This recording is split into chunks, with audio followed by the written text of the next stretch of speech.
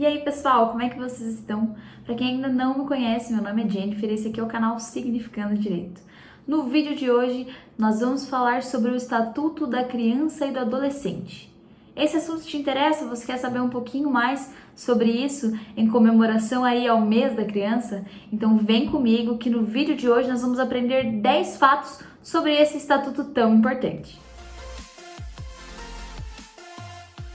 Criado em 1990, o Estatuto da Criança e do Adolescente, mais conhecido como ECA, instituiu deveres e direitos iguais a todos. O Estatuto da Criança e do Adolescente comemora neste ano 30 anos de existência. Mas antes de 1990, antes do ECA entrar em vigor, já existiam algumas leis que protegiam as crianças.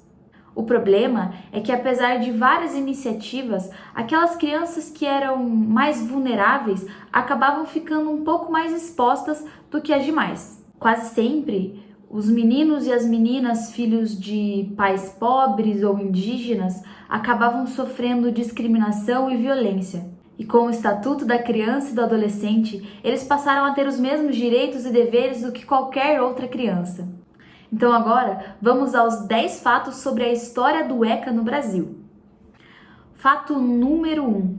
Você sabia que em Florianópolis existia um local onde as pessoas podiam deixar os filhos caso não quisessem criá-los? Isso aconteceu lá por volta de 1828 e tinha vários motivos diversos. A pobreza, a orfandade, o adultério. Era a chamada Roda dos Enjeitados, mais conhecida como Roda dos Expostos. Essas rodas, elas ficavam nas portas das igrejas, dos hospitais, das instituições de caridade. A porta, ela era em forma de tambor e ela era giratória, ou seja, quem deixava a criança lá não era identificado. Inicialmente, essas crianças que eram deixadas na Roda dos Expostos, elas eram entregues a famílias mais ricas, e depois elas iam para a Irmandade Nosso Senhor Bom Jesus dos Passos.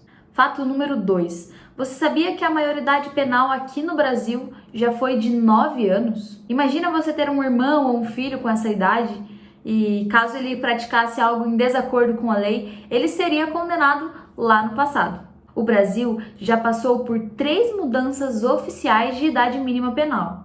A primeira delas foi lá no Código Penal da República. Ele permitia que crianças entre 9 e 14 anos fossem responsabilizadas pelos seus atos.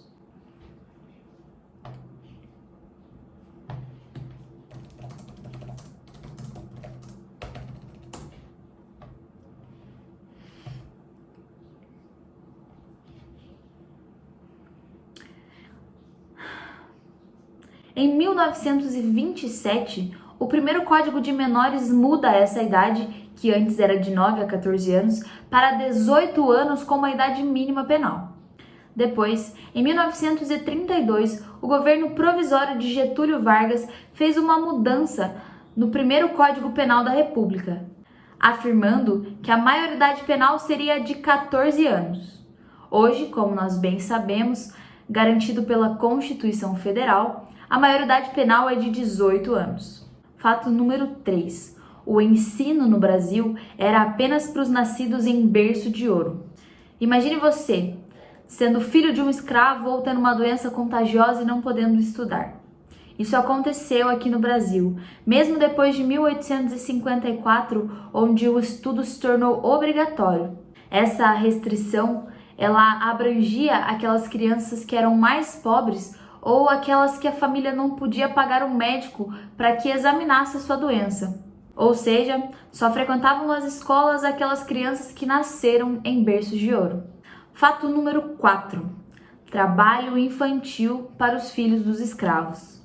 Com o fim do regime da escravidão, o trabalho infantil passou a ser muito natural nas zonas urbanas, assim como o aumento de crianças empobrecidas abandonadas nas ruas. Somente em 1927, com a aprovação do segundo Código de Menores, é que o Brasil estabeleceu a proteção integral dentro da sua legislação. Porém, a lei ainda considerava que as crianças e os adolescentes eram inferiores aos adultos em termos de cidadania.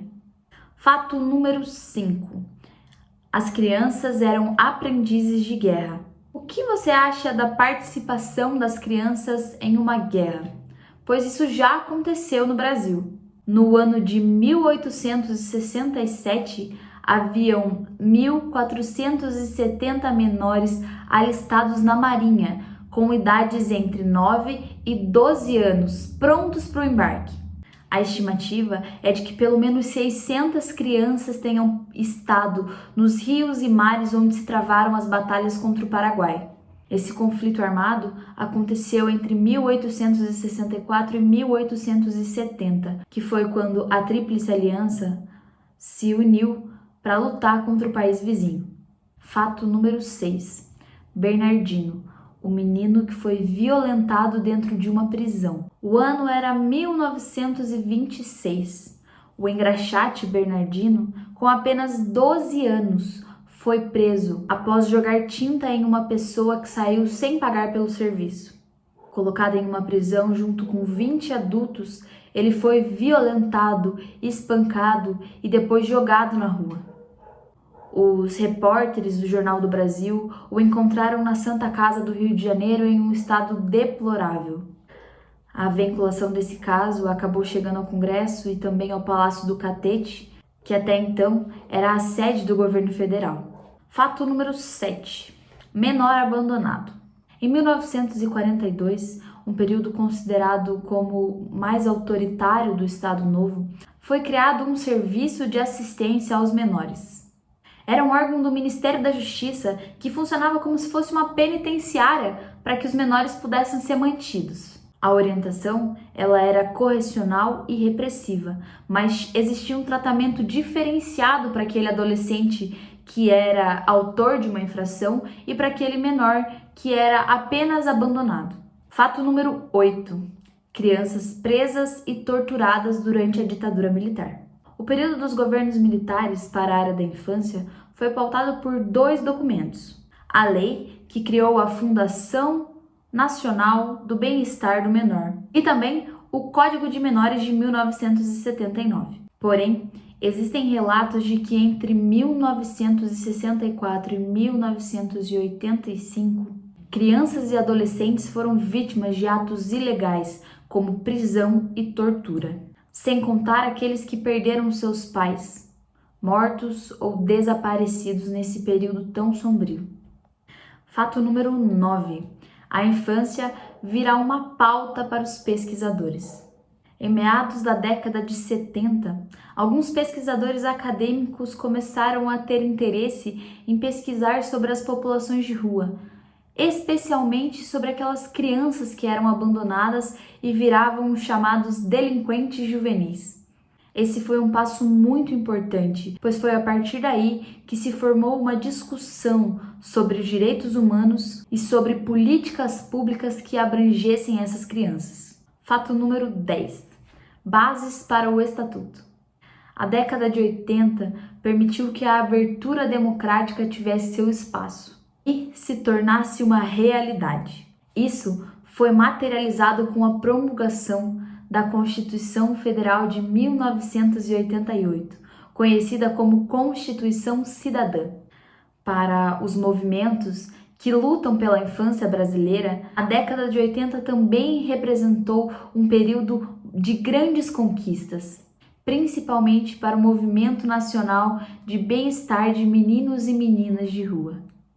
E esses foram os 10 fatos sobre a história do Estatuto da Criança e do Adolescente no Brasil. Você ficou com alguma dúvida? Já deixa pra gente aqui nos comentários. Não esquece de se inscrever aqui no canal, deixa o like, compartilha esse vídeo com todos os seus amigos.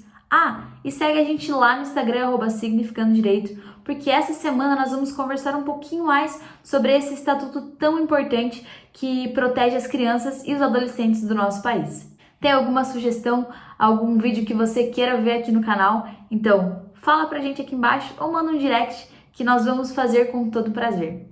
Muito obrigada por terem assistido esse vídeo até aqui e até a próxima. Fui!